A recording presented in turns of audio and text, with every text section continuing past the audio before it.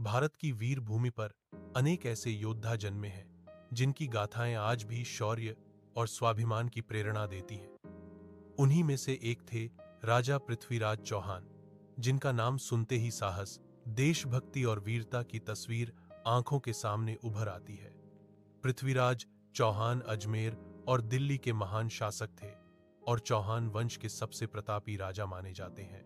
पृथ्वीराज का जन्म 12वीं शताब्दी में राजा सोमेश्वर चौहान के घर हुआ। बचपन से ही उनमें असाधारण वीरता के गुण दिखाई देने लगे थे। उन्हें घुड़सवारी, तलवारबाजी, धनुर्विद्या और युद्ध कौशल में विशेष प्रशिक्षण दिया गया। कहा जाता है कि वे शब्दभेदी बाण चलाने में निपुण थे, यानी बिना देखे केवल आवाज के आधार पर लक्ष्य भेद सकते थे।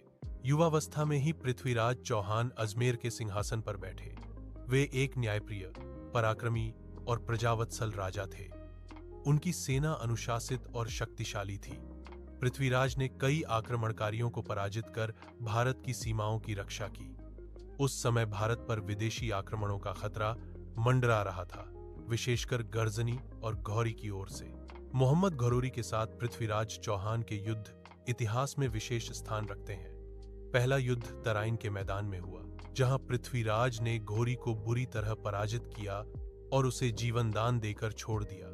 यह उनकी उदारता थी, लेकिन यही उदारता आगे चलकर भारी पड़ी।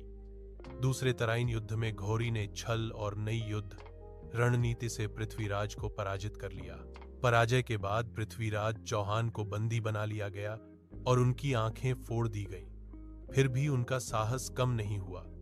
कहा जाता है कि दरबार में जब घौरी ने अपनी शक्ति दिखाने को कहा, तब पृथ्वीराज ने शब्दभेदी बाण से केवल आवाज के सहारे